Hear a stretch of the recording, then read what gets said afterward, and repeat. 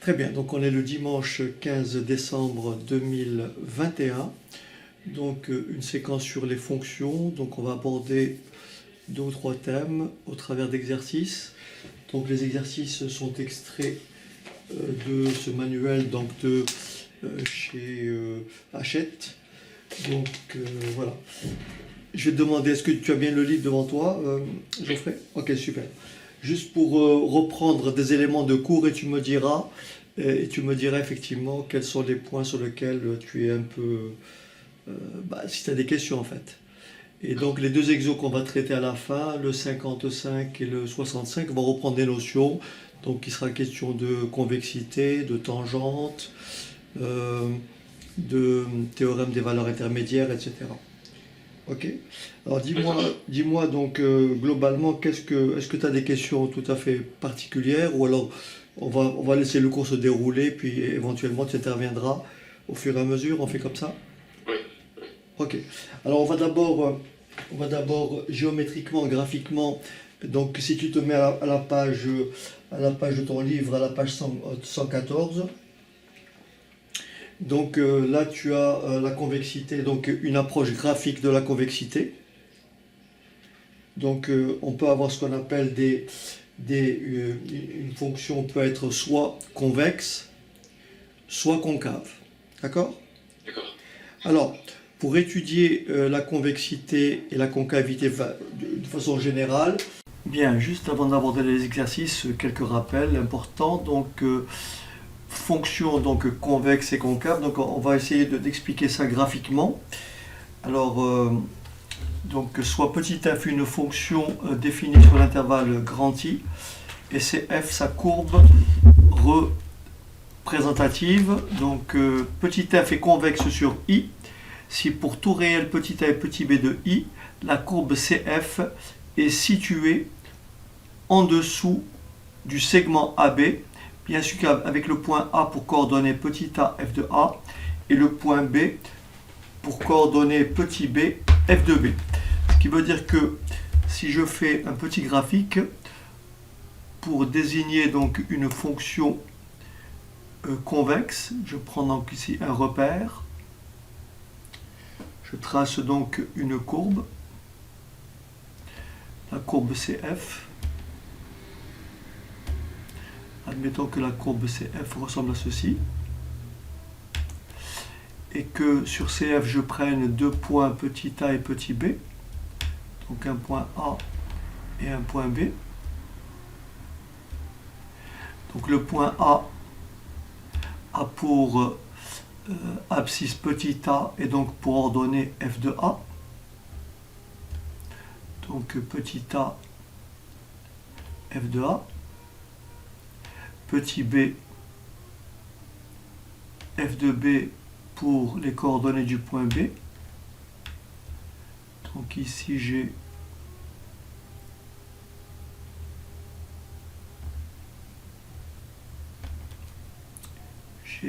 petit a f de A, petit b f de B.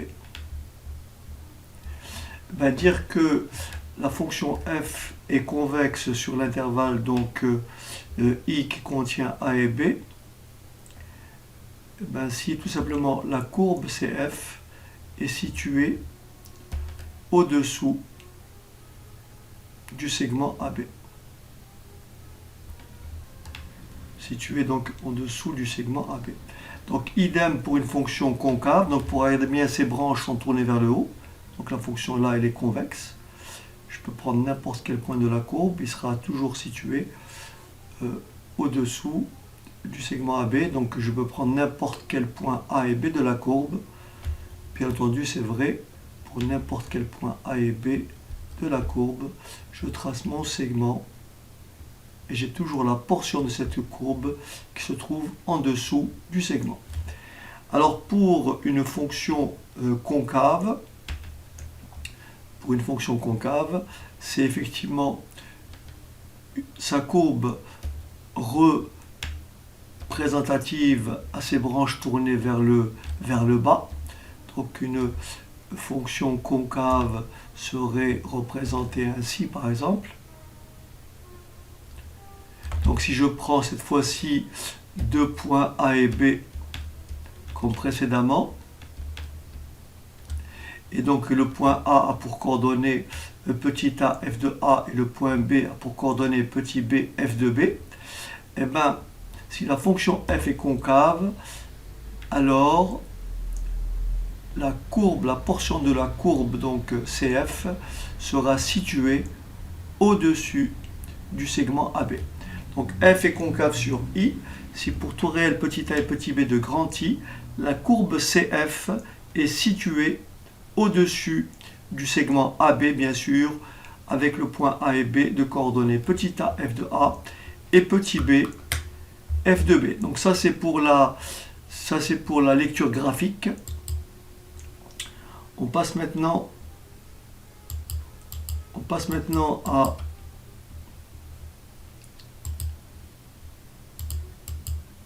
au point d'inflexion. Donc toujours approche graphique, soit une fonction petit f définie sur l'intervalle grand I, donc soit petit f une fonction définie sur l'intervalle grand I, et CF sa courbe représentative, et grand A un point de CF, donc A grand A est un point d'inflexion de CF si CF admet une tangente en A et si CF traverse cette tangente en A. Donc pour vous montrer ce qu'est un point d'inflexion, on peut donc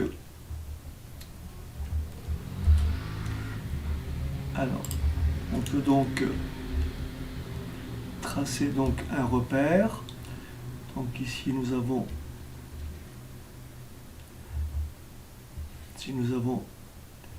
une courbe qui est représentée ainsi, par exemple.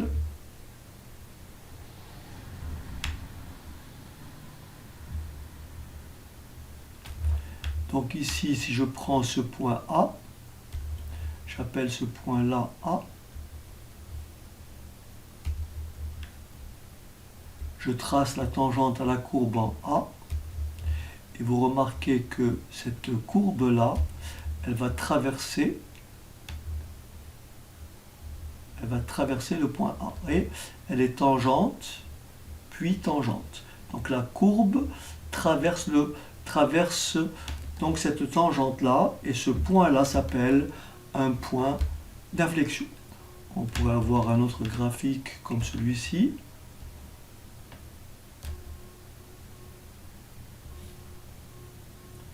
On pourrait avoir une courbe comme celle-ci par exemple.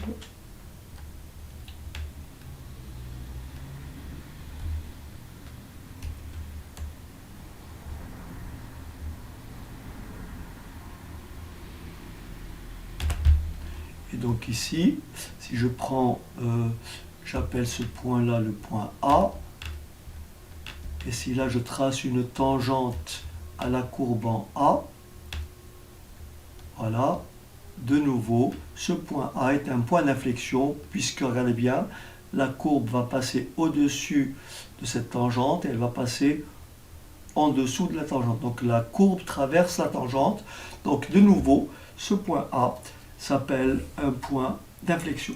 Donc ça c'est pour les approches graphiques. Alors on continue.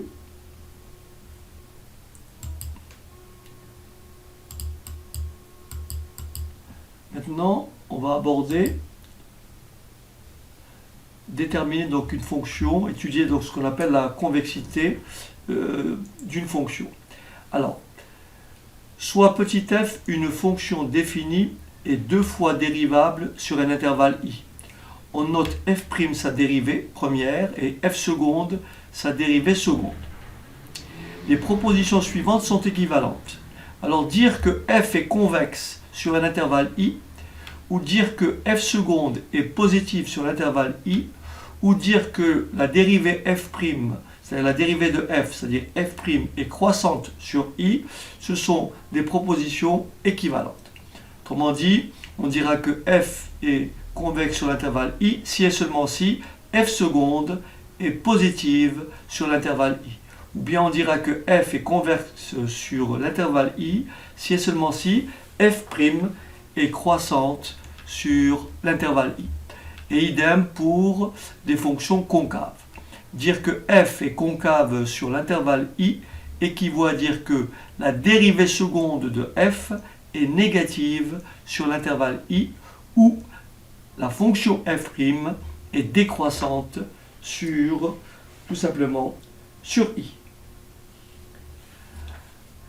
Alors bien sûr, on peut en donner un exemple. Si je prends la fonction f,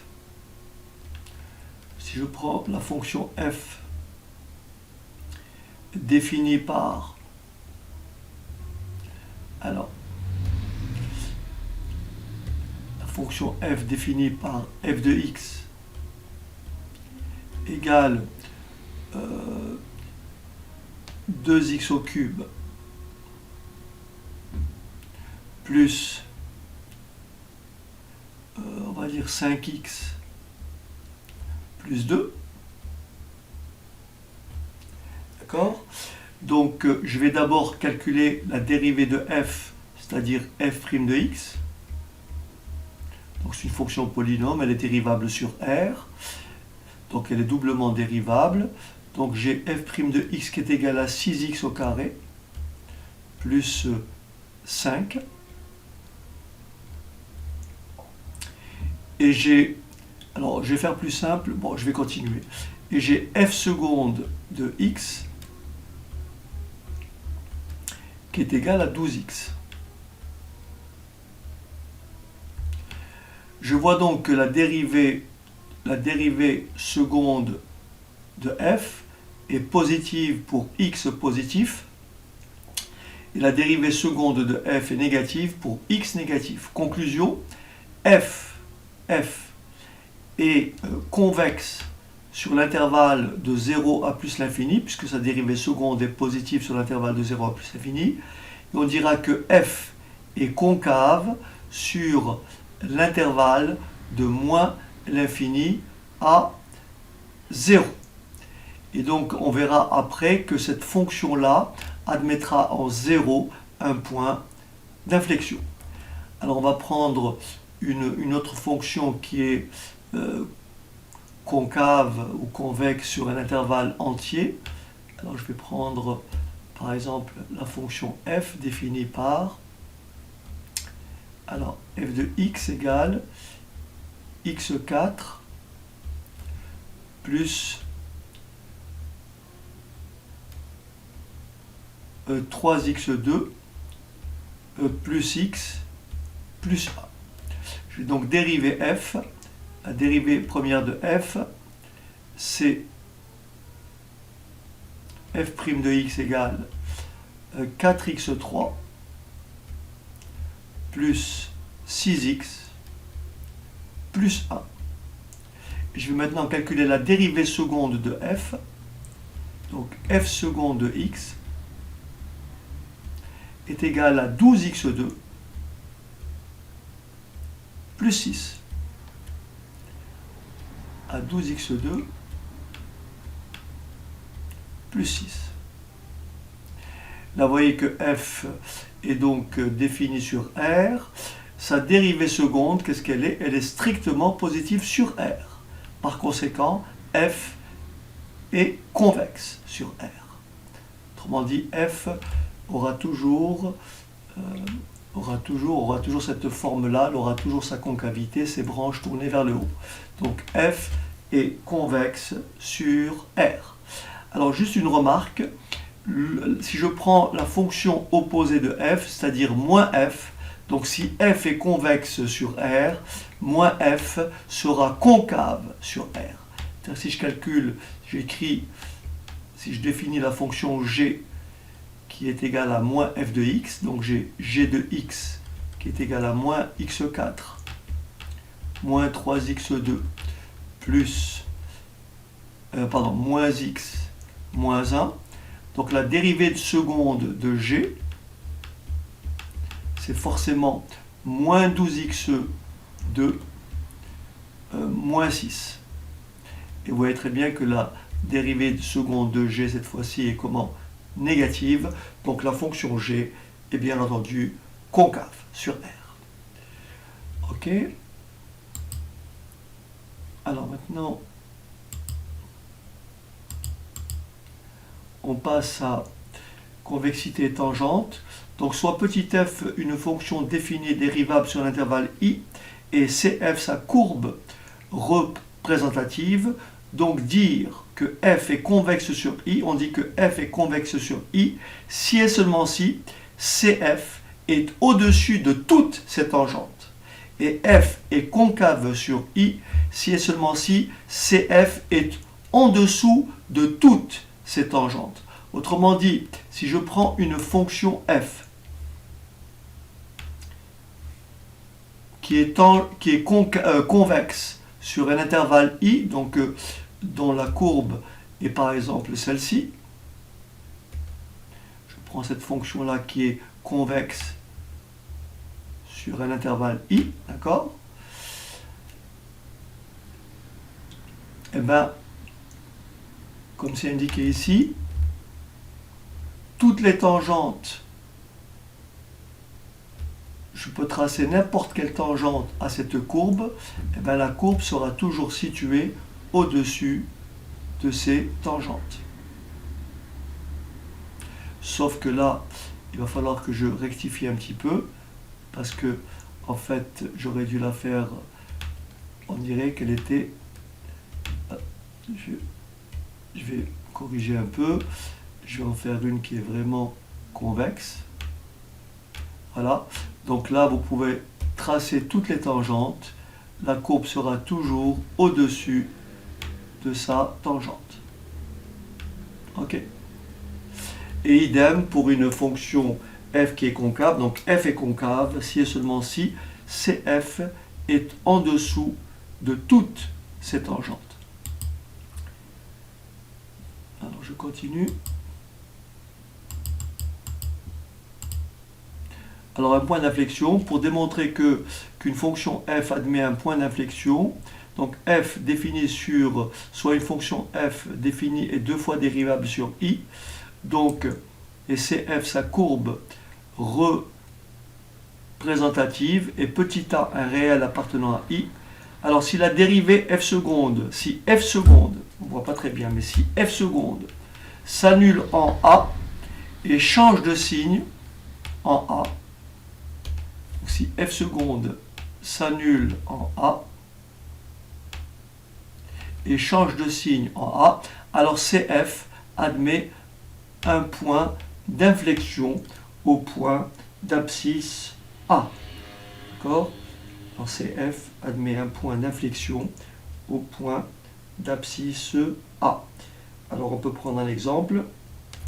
Si je prends une fonction f définie par f de x égale par exemple à 1 tiers de x3 moins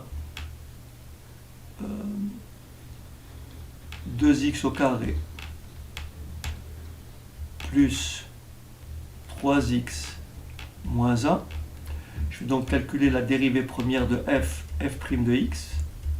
Ça me fait donc 3 tiers de x2, ce qui me fait x2, moins 4x plus 3. Je vais maintenant calculer la dérivée seconde de f seconde de x, est tout simplement égal à 2x moins 4. Et donc là, j'ai deux possibilités. J'ai donc f seconde de x est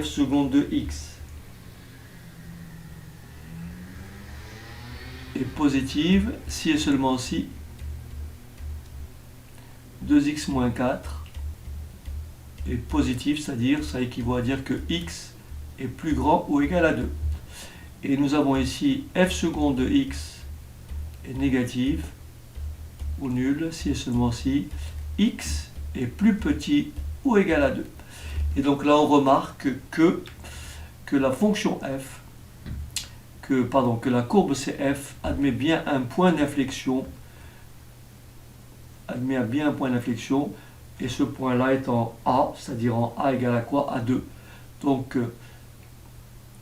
la dérivée seconde s'annule en 2, donc CF admet un point d'inflexion au point d'abscisse 2. Voilà, donc en fait, ici, vous avez une dérivée seconde qui est comment? Qui est positive. Et rappelez-vous, si on a une dérivée seconde positive, c'est que la fonction, elle est comment? Convexe. Donc elle va tourner ses branches vers le haut. Et ici, lorsqu'une dérivée est négative, la fonction est forcément concave, donc elle va tourner ses branches vers le bas. Mais comme je suis au point 2, donc la courbe, elle fera ceci au point d'abscisse 2. Vous voyez, elle sera en partie convexe, donc de 2 à plus l'infini, et elle sera concave de moins l'infini à 2. Et donc ce point d'abscisse 2 est appelé un point d'inflexion. Alors maintenant, pour finir, théorème des valeurs intermédiaires. Donc soit petit f une fonction continue, soit petit f donc une fonction continue sur un intervalle AB, pour tout réel k compris entre fa et fb, il existe au moins un réel c de l'intervalle AB tel que f de c égale k. Et autrement dit, l'équation f de x égale k admet au moins une solution dans l'intervalle AB. Autrement dit, si je fais donc, je vais tracer une fonction, je vais représenter une fonction continue. Alors voilà, par exemple, j'ai donc une fonction continue, elle peut avoir cette allure-là. Alors,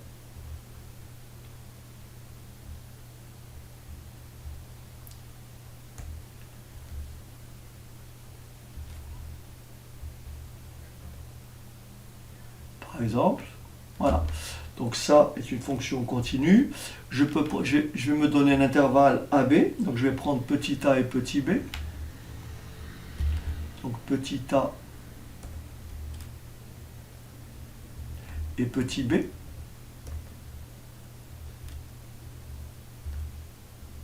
Voilà. Donc j'ai mon intervalle AB. Donc ici, bien entendu, j'ai ici f de a. J'ai ici f de a et f de b. Alors on ne voit pas très bien, mon choix n'est pas terrible. Je vais plutôt prendre un point A de ce côté. Je vais modifier un petit peu. Je vais prendre un point A de l'autre côté pour que l'on voit mieux. Donc je vais prendre un point A, je vais juste prolonger la courbe.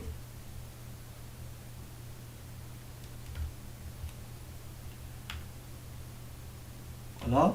Et donc je vais prendre un point A de ce côté.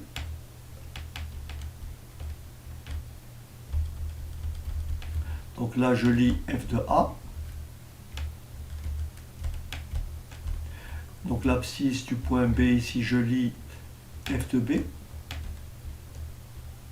Donc je vois bien que la fonction f est bien continue sur l'intervalle AB. Ben, vous voyez très bien qu'il existe au moins un réel C. Donc là je vais tracer maintenant, la droite d'équation y égale k. Quelque part ici, je vais prendre un réel ici k. Et je prends un réel ici k.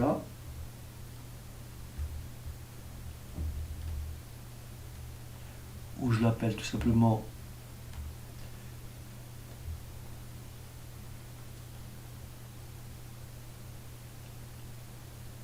ici un réel k. Alors il existe, comme c'est indiqué ici, pour tout réel k compris entre fa et fb, vous voyez, j'ai pris un réel k dans l'intervalle AB, je peux le prendre ici, je peux le prendre ici, je peux le prendre n'importe où.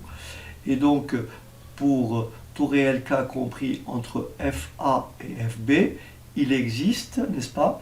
Il existe au moins un réel C tel que FC égale K. Voyez? Donc là j'en ai un, je l'appelle C1, et j'ai une deuxième valeur de C ici que j'appelle C2. Et je peux en avoir ici, donc là si je descends un petit peu ma courbe comme ceci, je peux dire que j'ai une troisième valeur que j'appelle C3. C'est pour ça qu'on dit qu'il existe au moins un réel C de l'intervalle AB tel que f de C égale K. Et autrement dit, l'équation f de x égale K admet au moins une solution dans l'intervalle AB. C'est la raison pour laquelle lorsque vous avez un graphique comme celui-ci,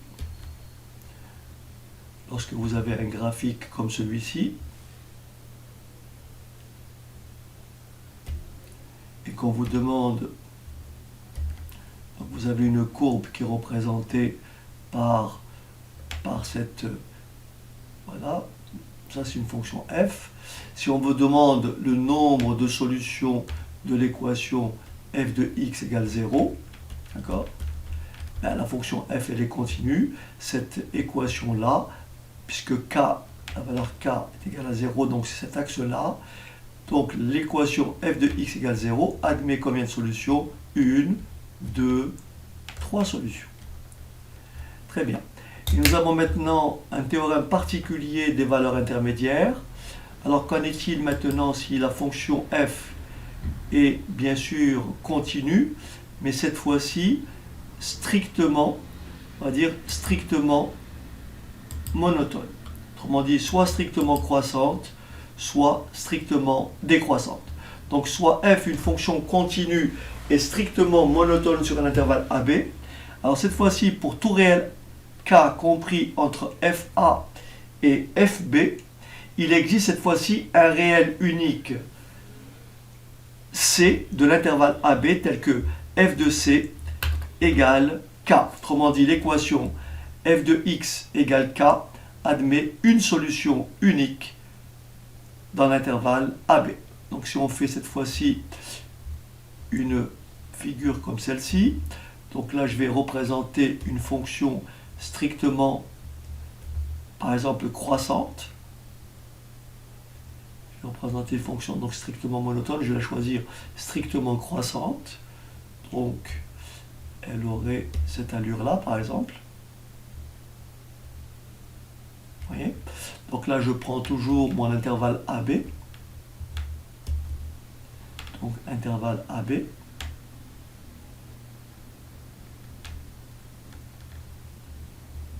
Ok. Donc ici, bien sûr, f de A et f de B.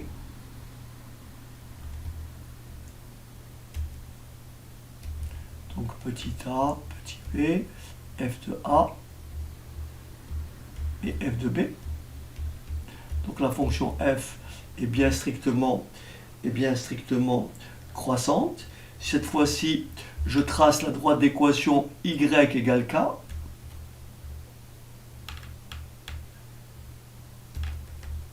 Donc je prends une valeur k quelque part. Donc là j'ai tout simplement k.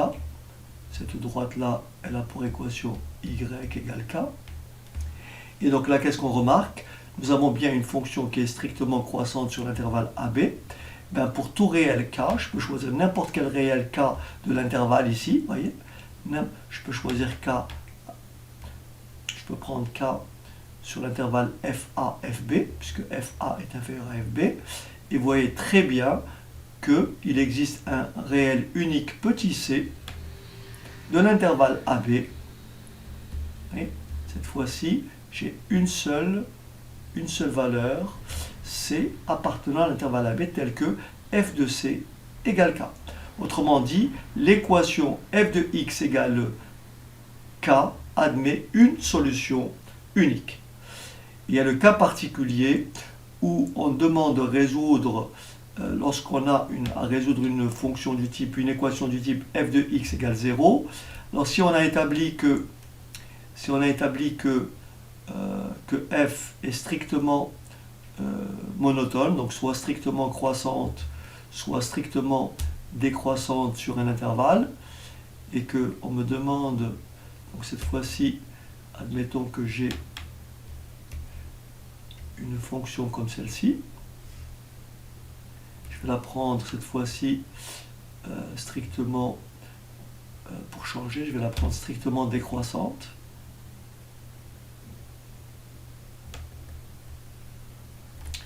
Donc elle est strictement décroissante sur l'intervalle AB. Et donc là, on voit très vite que, donc ici j'ai petit a et petit b. Petit a et petit b. Donc f de a et f de b.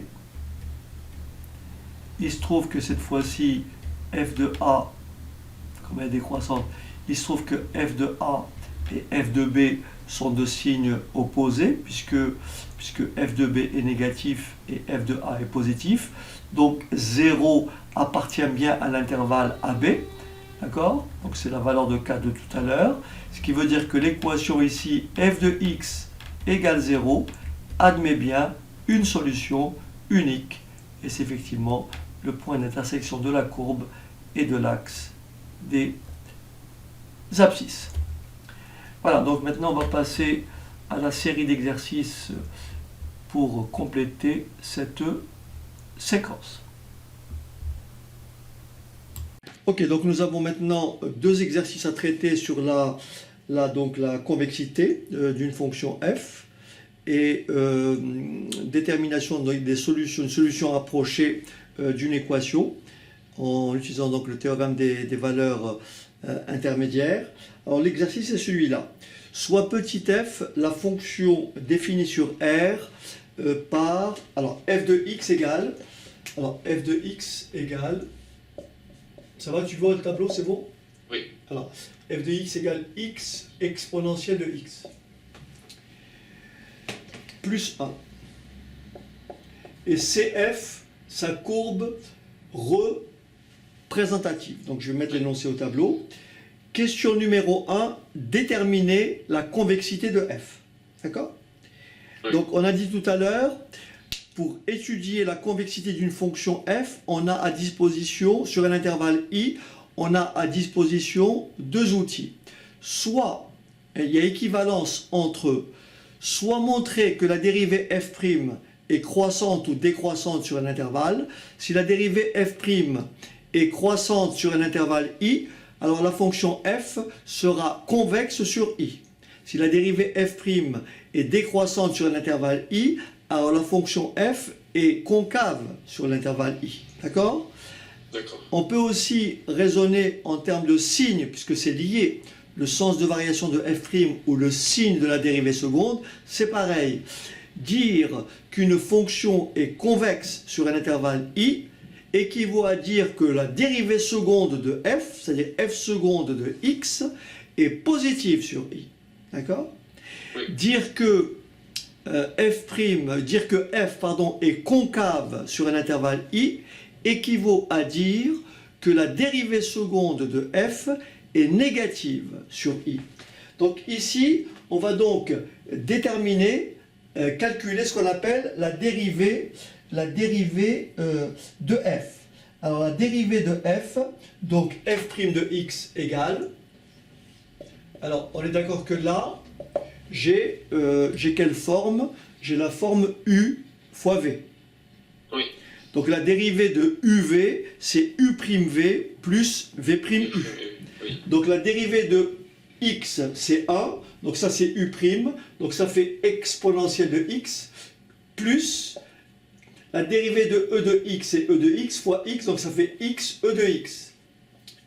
Et je peux mettre, bien sûr la dérivée de 1, c'est 0, je mets x en facteur, je mets exponentielle de x en facteur, ce qui me donne f' de x égale à exponentielle de x, 1 plus x exponentielle de x. D'accord? Ce qui me donne 1 plus x exponentielle de x. On peut bien entendu déterminer la dérivée seconde de f. Donc la dérivée seconde de f. Alors j'ai de nouveau ici un produit. Hein, j'ai la forme u fois v. Oui. D'accord? La dérivée de u fois v. Donc ça fait u'. Donc ça fait 1.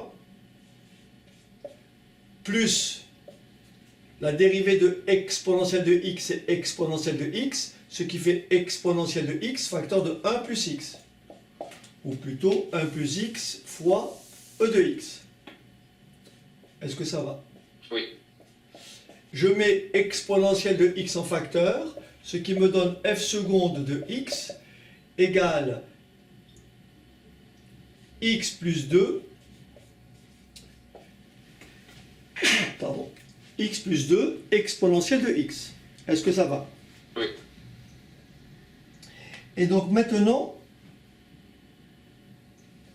il va falloir étudier quoi? Il va falloir étudier quoi? Le signe de la dérivée seconde de f. Est-ce que c'est bon? Oui. Et oui, c'est comme ça que je vais étudier la convexité de f. Ou déterminer la convexité de f. Est-ce que ça va? Oui. On est d'accord que quel que soit x appartenant à R, exponentielle de x est strictement positif. Oui. Par conséquent, f seconde de x est positif ou nul si et seulement si x plus 2 est positif ou nul. Oui. Ce qui équivaut à dire que x est plus grand ou égal à moins 2. Oui. Idem, f seconde de x est plus petit ou égal à 0, ça équivaut à dire quoi? Que x est plus petit ou égal à moins 2. J'en déduis quoi? Que la fonction f est concave sur quel intervalle? De moins l'infini à moins 2, puisque sa dérivée seconde est comment? Négative. Oui. D'accord? Je répète. La dérivée seconde de f étant négative implique que forcément la fonction f est concave sur l'intervalle moins l'infini, moins 2. Donc f est concave sur moins l'infini, moins 2, car f seconde de x est négative sur cet intervalle. Et f est convexe sur moins 2 plus l'infini. Pourquoi? Parce que sur cet intervalle, la dérivée seconde est comment? Positive. Est-ce que ça va? Oui. Ensuite, déterminer l'équation de la tangente. L'équation de la tangente à CF au point d'abscisse 0. Alors je te rappelle l'équation de la tangente d'une courbe au point d'abscisse x0. L'équation d'une tangente ou bien au point d'abscisse A.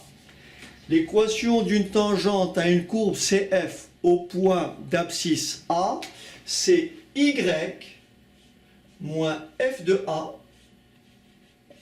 égale f' de A facteur de x moins A. Ça, c'est l'équation de la tangente à la courbe CF au point d'abscisse A. Est-ce que c'est bon? Donc, pour déterminer l'équation de la tangente à la courbe CF au point d'abscisse 0, je n'ai qu'à remplacer A par 0 et bien sûr calculer f' de 0. Alors ça me donne quoi?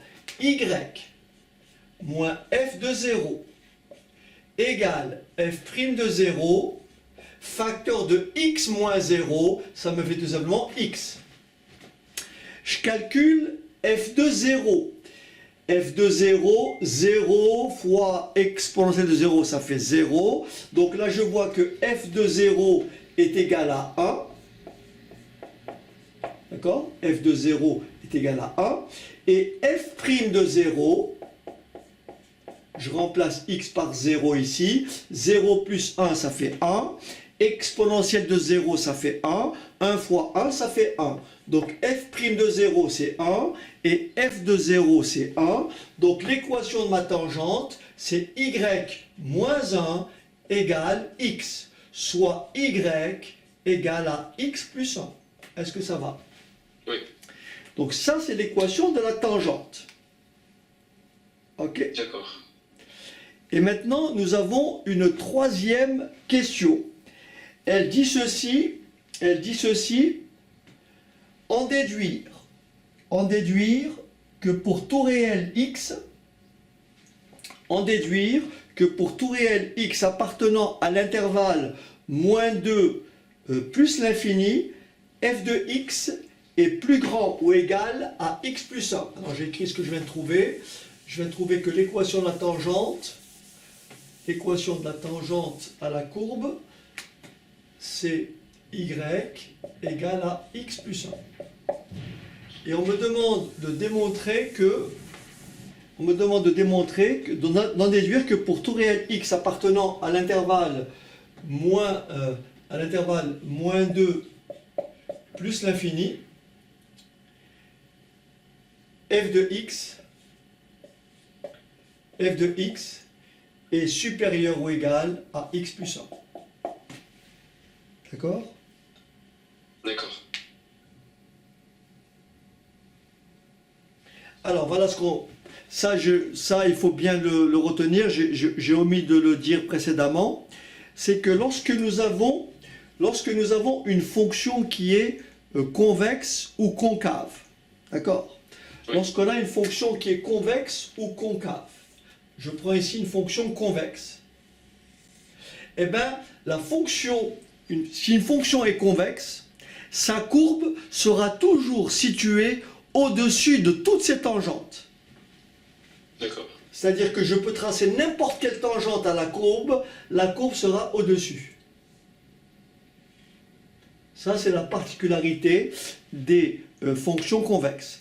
Inversement, lorsqu'une fonction est concave, la courbe qui la représente sera toujours située au-dessous ou en dessous de ses tangentes. Est-ce que c'est bon? Oui. Donc ici, on a montré précédemment que la fonction f était comment? On avait montré que la fonction f était comment? Sur l'intervalle moins 2 plus l'infini. Convexe. On avait montré qu'elle était convexe, n'est-ce pas? Donc, alors, comme la fonction f est convexe sur l'intervalle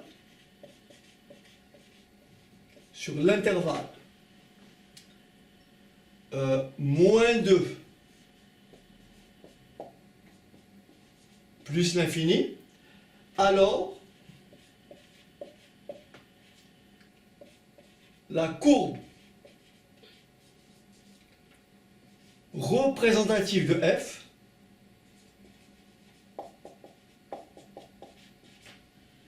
la courbe CF, d'accord, représentative de f est située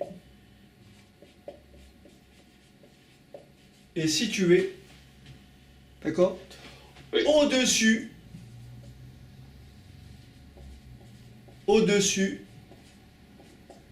de toute, est située au-dessus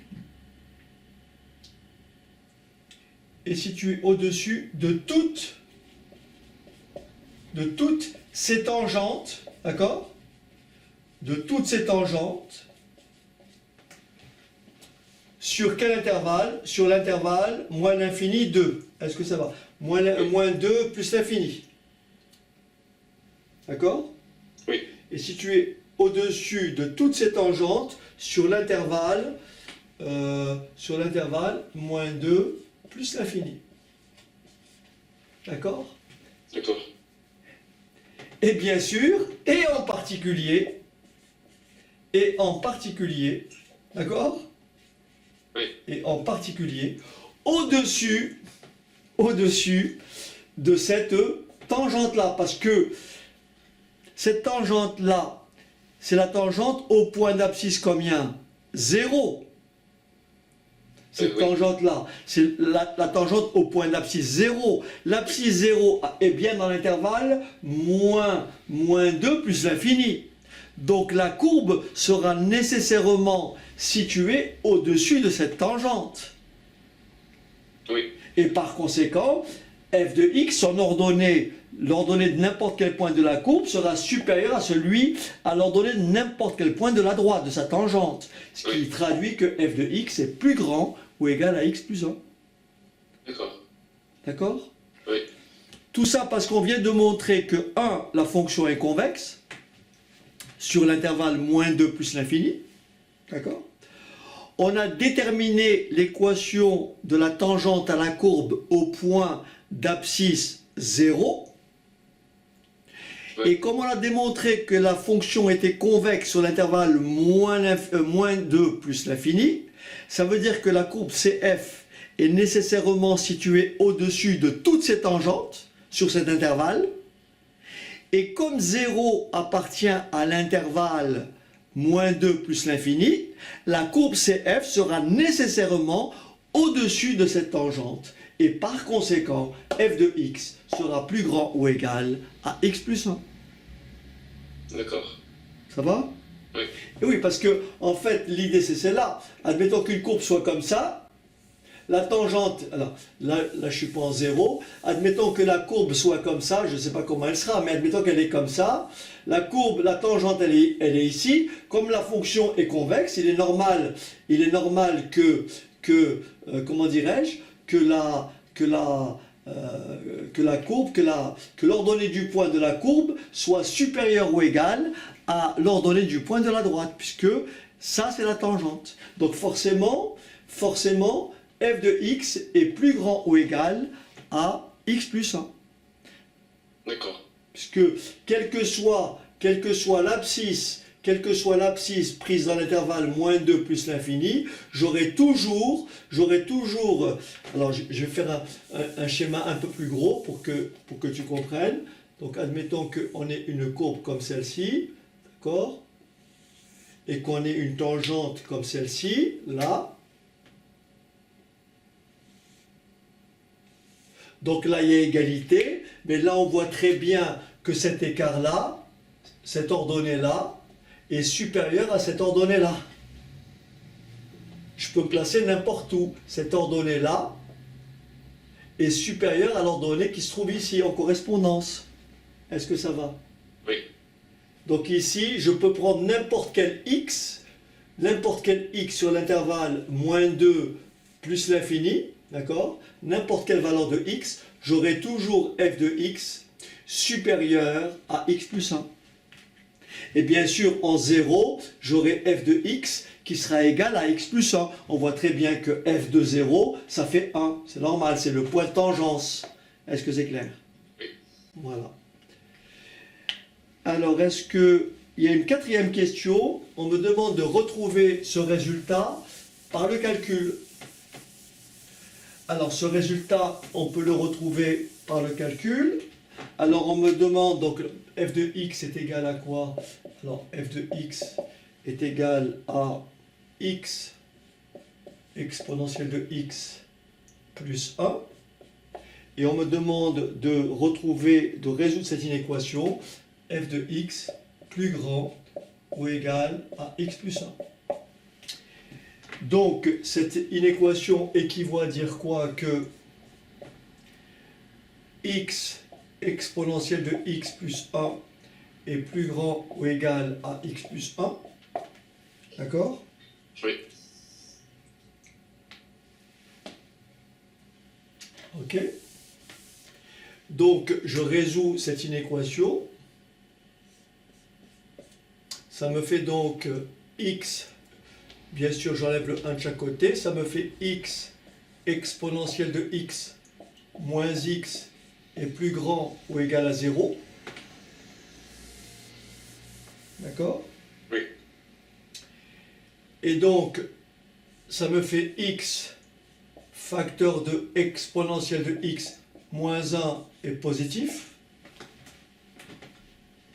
D'accord? Oui. J'ai un produit de facteurs. Je peux déterminer pour quelle valeur de x comment dirais-je, inéquation, l'ensemble des solutions de cette inéquation. Pour ça, je vais étudier le signe de ce produit. Est-ce que tu es d'accord que exponentielle de x moins 1 est positif si et seulement si exponentielle de x est plus grand ou égal à 1? Oui. Et donc là, on n'a pas fait les logarithmes, mais tu te rappelleras que exponentielle de x, ça s'écrit aussi 1, ça s'écrit aussi exponentielle de 0. Et comme la fonction exponentielle est strictement croissante, ça veut dire qu'il faut que x soit positif. Donc je répète, exponentielle de x moins 1 est positif si et seulement si exponentielle de x est plus grand ou égal à 1. Je remplace 1 par exponentielle de 0. Exponentielle de x plus grand ou égal à exponentielle de 0, ça équivaut à x plus grand ou égal à 0, puisque la fonction exponentielle est strictement croissante. Donc si je m'amuse à faire un tableau de signes, mais ce n'est pas vraiment utile ici, mais je vais le faire quand même, regarde bien ce que je vais faire, et on va trouver un résultat intéressant. Donc ici, qu'est-ce que j'ai? Là, j'ai x. Là, je vais travailler sur l'intervalle moins 2. Alors, on me demande de résoudre cette inéquation. Je vais travailler sur l'intervalle moins 2 plus l'infini, puisque, voilà. Donc, entre moins 2 plus l'infini, j'ai la valeur 0. J'ai le facteur x. Et j'ai le facteur exponentiel de x moins 1. Et là, j'ai le signe. Donc, ici, j'ai le produit de facteurs. Voilà. Et j'arrive à quoi? X s'annule pour 0. Il est positif, négatif. Exponentielle de x moins 1 est positif si x est plus grand que 0. Nul si x égale 0. Là, c'est moins. Et moins par moins, c'est plus. 0 et plus. Et on voit que ça, c'est toujours vrai. Autrement dit, exponentielle de x, x fois exponentielle de x est positif pour tout réel x entre moins 2 et plus l'infini. Est-ce que c'est bon? Oui. Ça vérifie ce qu'on avait trouvé précédemment en passant par la convexité. D'accord? Donc l'ensemble des solutions de cette équation, c'est tout simplement l'intervalle moins 2 plus l'infini. D'accord? Donc f de x est plus grand ou égal à x plus 1 si et seulement si x appartient à l'intervalle moins 2 plus l'infini. Est-ce que ça va? Oui. Ok. Alors on va passer au deuxième exercice. Alors le deuxième exercice, qu'est-ce qu'il dit? Donc ça va pour celui-là? Oui. Ok. Alors on a un deuxième exercice, donc je vais vous mettre l'énoncé après au tableau. Alors, il dit ceci.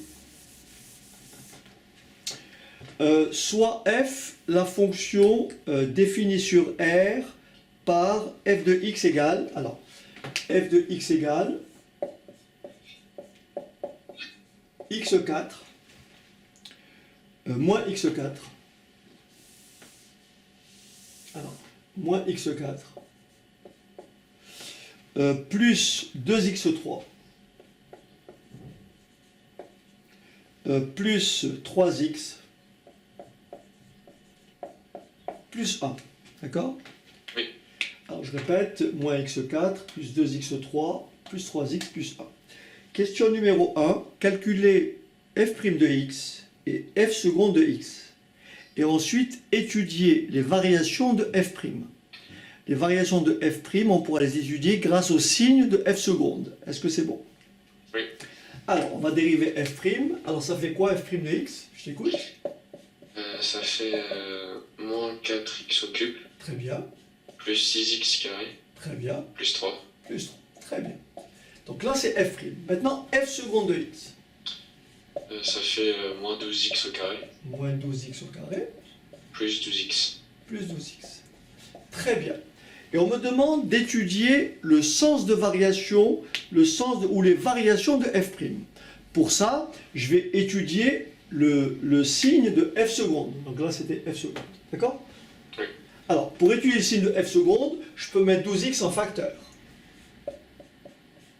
D'accord? Donc 12x, facteur de 1 moins x. Est-ce que ça va?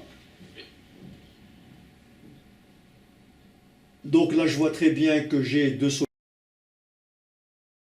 solutions, 0 et 1. Oui.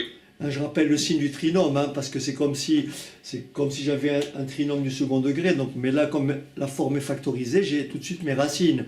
Et je sais que quand je regarde le coefficient de x2, quand je multiplie les x entre eux, tu vois, j'ai moins 12x2.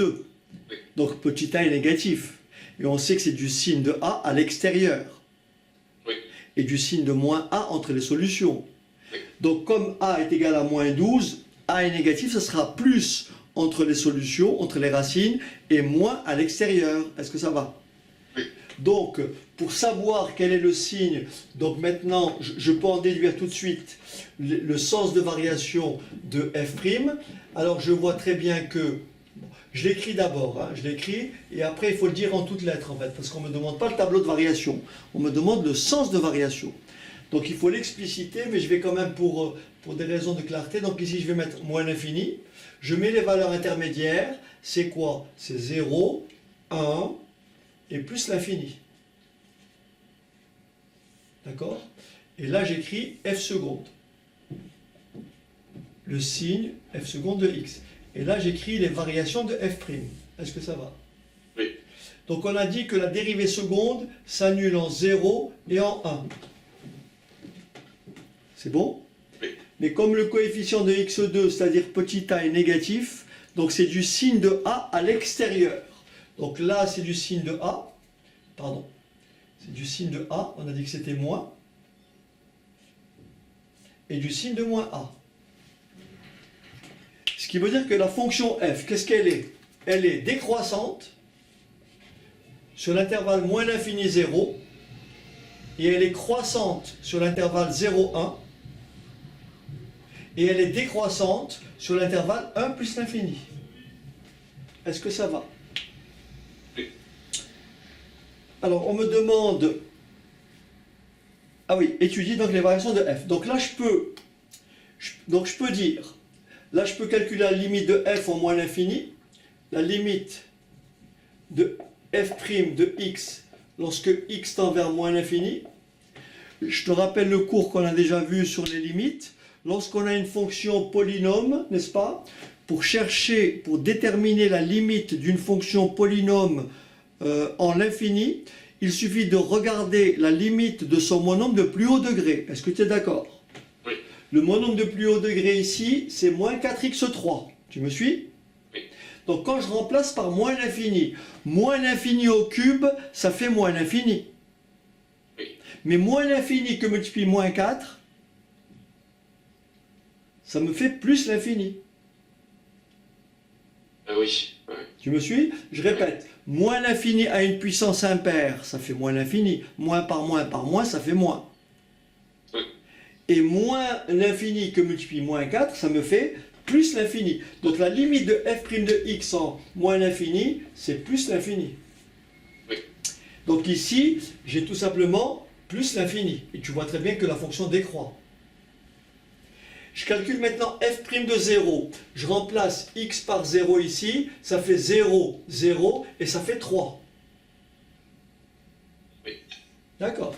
Ensuite, je calcule f' de 1. Je remplace par 1. 6 plus 3, ça fait 9. 9 moins 4, ça fait combien? Ça fait 5. Est-ce que tu me suis? Oui. Et maintenant, je vais chercher la limite de f en plus l'infini. La limite de f', pardon, en plus l'infini, ça va être quoi? Ça fait plus l'infini au cube, ça fait plus l'infini, mais avec un moins 4 devant, ça fait donc moins l'infini. Est-ce que ça va? Donc là, j'ai bien moins l'infini.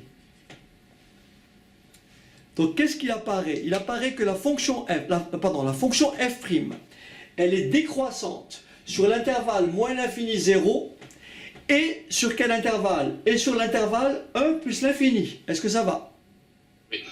Et elle est elle est croissante sur l'intervalle 0, 1.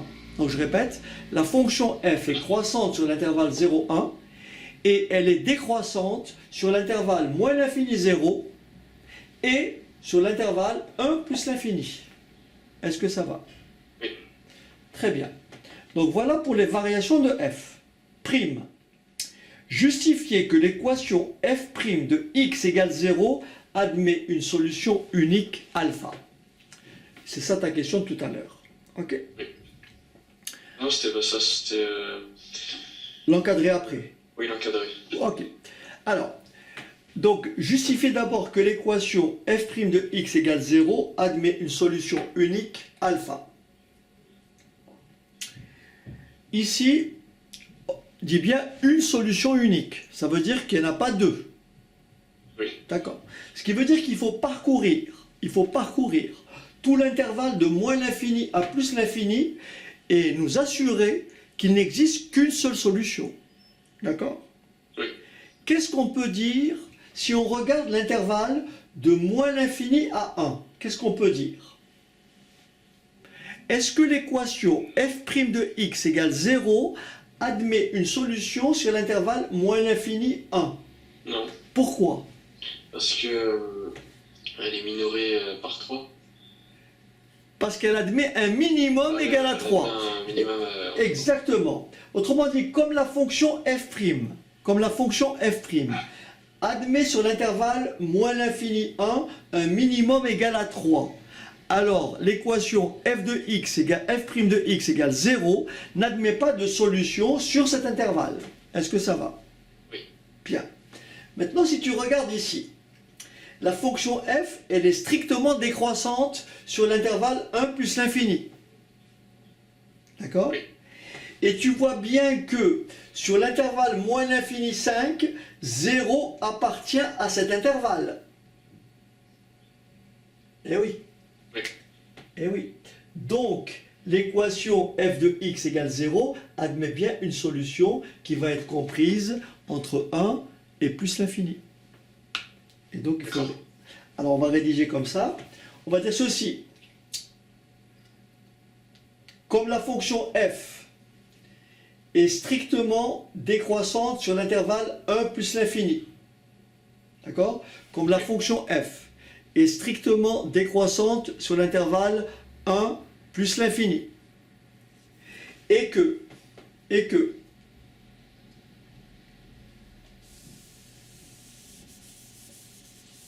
alors, on peut dire aussi, elle réalise donc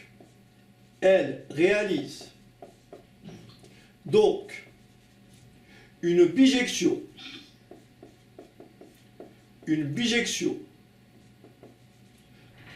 de l'intervalle 1 plus l'infini sur l'intervalle 5 moins l'infini 5 car f de 1 égale 5 et la limite de f de x lorsque x tend vers plus l'infini est égale à moins l'infini. D'accord? Donc je répète. Nous avons donc, qu'est-ce que ça veut dire une bijection? Ça veut dire que tout élément de l'intervalle 1 plus l'infini admet une image et une seule sur l'intervalle moins l'infini 5. Et réciproquement, tout élément de l'intervalle moins l'infini 5 admet un et un seul antécédent dans l'intervalle 1, 5. Autrement dit, c'est ça une bijection. D'accord. Et donc, nous avons donc une fonction qui est strictement décroissante sur l'intervalle 1 plus l'infini. Donc cette fonction f réalise une bijection de l'intervalle 1 plus l'infini sur l'intervalle moins l'infini 5. Car f de 1 égale 5 et la limite de f de x lorsque x tend vers plus l'infini c'est moins l'infini. Or, 0, l'élément 0 appartient à quel intervalle? Or, l'élément 0... 1 plus l'infini? Voilà, non, l'élément 0 appartient à l'intervalle moins l'infini 5. Okay. D'accord? Or, l'élément 0 appartient à l'intervalle moins l'infini 5, d'accord? Oui. Appartient à l'intervalle moins l'infini 5, d'accord? Oui. Alors, il admet un antécédent. Ah, il admet un antécédent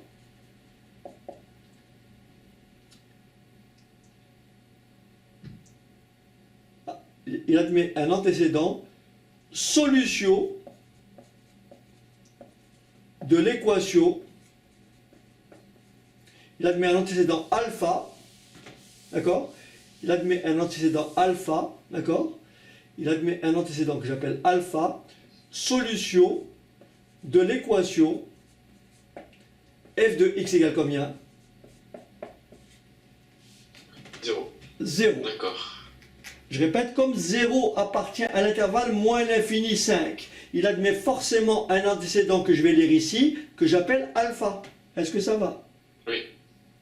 Il admet un antécédent alpha, solution de l'équation f de x égale 0, appartenant, d'accord, à l'intervalle combien? Appartenant à l'intervalle 1 plus l'infini. Est-ce que ça va? Oui. Appartenant à l'intervalle 1 plus l'infini. Et on me demande ensuite de donner un encadrement de alpha entre deux entiers consécutifs. Je sais que f de 1 égale 5. Oui. Je vais donc prendre ma calculatrice et calculer l'image du successeur de 1. Je vais donc calculer f de 2. Je prends ma calculatrice, j'en ai pas devant moi, mais si tu veux bien en prendre une et me dire combien fait f de 2. Alors je te demande de rentrer f de 2, donc pas f de 2, excuse-moi, f' de 2. On fasse x par 2. Voilà, donc ça sera f' de 2. Donc il faudrait que tu calcules moins 4 que multiplie 2 au cube, ça fait 8. Donc ça fait 32, plus 6 fois 4, 6 fois 4, plus 3. Donc là j'ai moins 32, tu me suis? Oui. Moins 32, plus 24, plus 3. Ça me fait donc 27 moins 32, ça me fait, si je ne me trompe pas, ça me fait moins 5. C'est ça. Donc f de 2 égale moins 5. Tu me suis? Oui. Donc f de 2 égale moins 5. F de 2 égale moins 5. F de 1 égale plus 5. Par conséquent, ma solution alpha appartient bien et bien comprise entre 1 et 2. D'accord. Et oui, f de 1 c'est 5. F de 2 c'est moins 5. Là c'est 5 et f de 2 c'est moins 5. Le moins il est bien de ce côté. Oui. Et donc la solution, et là c'est f de 2. Donc alpha est bien compris entre 1 et 2. D'accord. T'as bien compris? Oui. Donc là, en fait, pour encadrer une solution, il fallait d'abord montrer que la fonction est strictement monotone, donc ici strictement décroissante, et on a trouvé que nous avons, en fait ici, c'est ce que je disais tout à l'heure, ici on peut dire simplement ceci, on peut remarquer la chose suivante, que la fonction f' est strictement décroissante sur l'intervalle 1,5. Sur l'intervalle 1,2. La fonction f' est strictement décroissante sur l'intervalle 1,2. De plus, f de 1 que multiplie f de 2 est négatif. Ça veut dire quoi? Ça veut dire que f de 1 et f de 2 sont de signes contraires. Oui, bah oui. Donc f' est décroissante sur l'intervalle 1, 2. De plus, f de 1 fois f de 2 est négatif, c'est-à-dire que f de 1 et f de 2 sont de signes contraires. Par conséquent, l'équation f de x égale 0 admet une solution unique alpha appartenant à l'intervalle 1, 2. D'accord. Donc alpha est compris strictement entre 1 et 2. Pourquoi strictement? Parce qu'on sait que f de 1, c'est pas 0, et on sait que f de 2, ce n'est pas 0. Donc alpha est strictement plus grand que 1 et strictement plus petit que 2. D'accord. Très bien. Alors ensuite, on me dit après, en déduire le tableau de signes de f'. D'accord? Oui. En déduire le tableau de... alors, qu'est-ce qu'on vient de montrer? On vient de montrer que la fonction f' était comment? Décroissante, d'accord? La fonction f' est décroissante. Et là, on a trouvé que 0 est une solution. Ça veut dire que de 0 à 5, quel est le signe de f'? Positif. Voilà, donc ici, sur l'intervalle 0,5, f' est positive, et sur l'intervalle moins 5, 0, f' est comment? Négatif. Négatif. Donc je peux déduire le sens de variation de f. Alors je vais faire un tableau pour peut-être que ce soit plus clair. Alors tu le vois le tableau, ça va? Oui. Donc là je vais reprendre x, et je vais me placer. Alors, est-ce qu'on est d'accord que f' de moins l'infini à 1, puisque le minimum c'est combien? C'est 3. Oui. Donc de moins l'infini à 1, la f' est toujours comment? Positive. Positif. Puisqu'elle admet un minimum égal à 3. Donc f' de x étant plus grand ou égal à 3, donc j'en déduis que f' est strictement positif. Positif. Donc ici, j'ai de moins l'infini à 1, de moins l'infini, je dirais même de moins l'infini à alpha. Et oui, parce que c'est positif là, mais c'est positif aussi, ça continue. Donc c'est de moins l'infini à alpha, et de alpha à combien? À plus l'infini. Voilà. Et donc, de moins l'infini, alors donc ça c'est f' de x, et là c'est f. Oui. Donc on a compris que de moins l'infini jusqu'à alpha, la dérivée est positive. Et de alpha à plus l'infini, la dérivée est comment? Négative. La dérivée s'annule en alpha, c'est logique. Oui. Oui. Et donc la fonction f, elle est comment? Croissante, puis décroissante. Alors pour alpha, on ne sait pas combien ça fait. En moins l'infini, ici, ça fera moins l'infini, puisque là c'est plus l'infini avec un moins devant. Là c'est plus l'infini avec un moins devant. Donc là c'est moins l'infini. Et donc là c'est f de alpha. J'en déduis donc que la fonction f, est strictement croissante sur l'intervalle moins l'infini alpha et strictement décroissante sur l'intervalle alpha plus l'infini. D'accord. Est-ce que ça va? Oui. Voilà, t'as pas des questions Non, ça va. Ça va? Oui. Ben voilà, donc il me reste plus qu'à te souhaiter un bon dimanche et puis donc Merci, vous aussi. à la prochaine. À la prochaine. Au revoir Geoffrey.